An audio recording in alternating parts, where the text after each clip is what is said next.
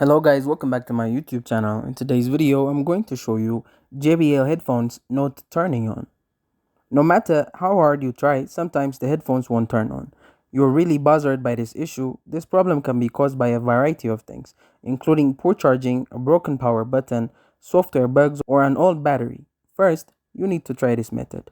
Hold down the power button for a minute. Now press the power button 3 times in a row. Long press the power button once more until the LED indicator illuminates here. If this method doesn't work, then try resetting your JBL headphones.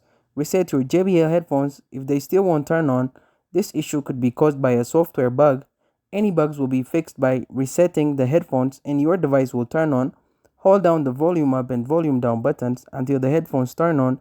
Then repeat the process 3 to 5 times. Press and hold the power button for 30 seconds.